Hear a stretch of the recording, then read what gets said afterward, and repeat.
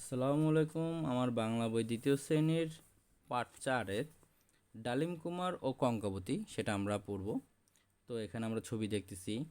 এক ছিল রাজপুত্র, নাম তার ডালিম কুমার। এই যে রাজপুত্র, সে ডালিম কুমার।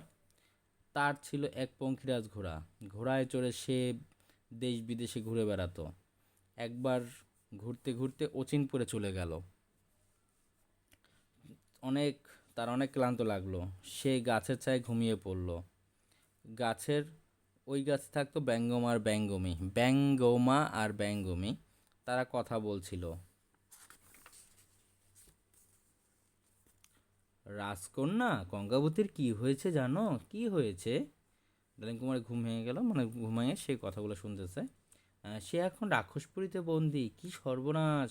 রাক্ষসপুরী অনেক দূর, 7 সাগর 13 নদীর ওপারে। কঙ্কাবতীকে, মানে রাজপুত্র বলতেছে কঙ্কাবতীকে বাঁচাতে হবে। ডালিম কুমার 7 সাগর 13 নদী পার হলো। তারপর রাক্ষসপুরীতে পৌঁছালো। ওঠো কঙ্কাবতী। তখন রাজকন্যার কঙ্কাবতী সোনার পালঙ্কে ঘুমিয়েছিল, কিছুতেই তার ঘুম ভাঙছে না। দেখতে পেলো কঙ্কাবতীর পাশে মাথার কাছে রূপোর কাঠি আর পায়ের কাছে সোনার কাঠি। তখন ডালিমকুমার মাথার কাছে সোনার কাঠি নিয়ে এলো এবং পায়ের কাছে নিয়ে এলো রূপোর কাঠি। কী সর্বনাশ! এখনই তো রাক্ষস চলে আসবে, আমি অমনি, মানে এটা করার সাথে সাথে কঙ্কাবতী জেগে উঠলো। কিন্তু মজার ব্যাপার হলো এখানে যে কঙ্কাবতীর চেহারাটাই এলোমেলো হয়ে গেছে। দেখে তোমরা খুব মজা পাবা যে আসলে এটা রাজপুত্র, মানে রাজকন্যার চেহারা আউলে হয়ে গেছে। যাক, মজা করলাম। তো এখানে তো হাউ মাউ খাও। তো এখানে কবি ইয়ে করতেছে, ঠিক তখন এখন ঘরে ঢুকলো যে কঙ্কাবতীর। তো সাথে রাজকন্যার তরবারি বের করলো এবং এভাবে রাক্ষস মারা যাবে না, রাক্ষস মারা যাবে না বলতেছে।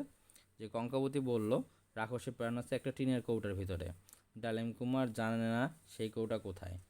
তোমার তরবারি আমার কাছে দাও। কঙ্কাবতীর ছিল অনেক সাহস। সে পালঙ্কের নিচ থেকে একটা কৌটা বের করলো। কৌটা খুলতেই বেরিয়ে এলো একটা ভ্রমর। তখন কঙ্কাবতী তরবারি দিয়ে ভ্রমরটাকে কেটে ফেললো। তারপর ডালিম কুমার ও কঙ্কাবতী বেরিয়ে এলো রাক্ষসপুরী থেকে। তো আমাদের পাঠ এই পর্যন্তই, এবং এখানে সম্পূর্ণ আর কি রিডিং পড়ার যে জোর দেওয়া হয়েছে এবং খুব মজার যে ছবি বা কিছুটা অন্যরকম হইতে পারে, যা ওদের মজা বোধের ইয়ার জন্যই।